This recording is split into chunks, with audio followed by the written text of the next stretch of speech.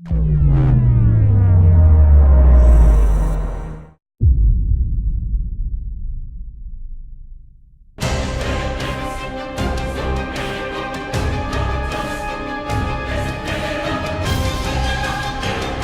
universe of A Song of Ice and Fire is a real treat, and it offers an unlimited source of inspiration to make a great RPG.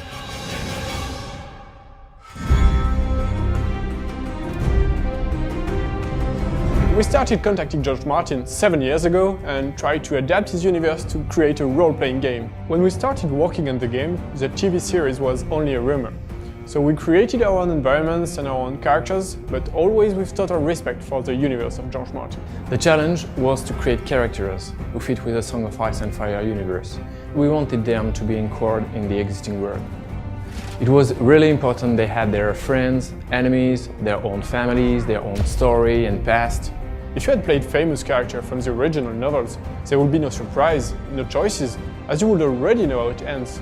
I remember I spent entire days working with George to make sure our heroes, their enemies and the quest we created fit perfectly to the universe he created. He gave us precious information and feedback about everything we've created, including the designs of the places, about all the artwork we produced. It's fantastic to see how George Martin is passionate about his saga, and how he could be involved and interested by the way he wanted to extend his universe. It was a real honor working with George. This is why we made sure everything we have created was faithful to the saga Song of Ice and Fire. In the book, the story is told through the point of view of many different characters, and we decided from the very beginning that we wanted to follow the same way. So we built the script through the point of view of two different heroes. As there are two original heroes, the player will live a brand new plot and will have choices to make. It's really important for the player to feel he's the master of the destiny of his characters. It's more exciting than following the story of the famous character you know by heart.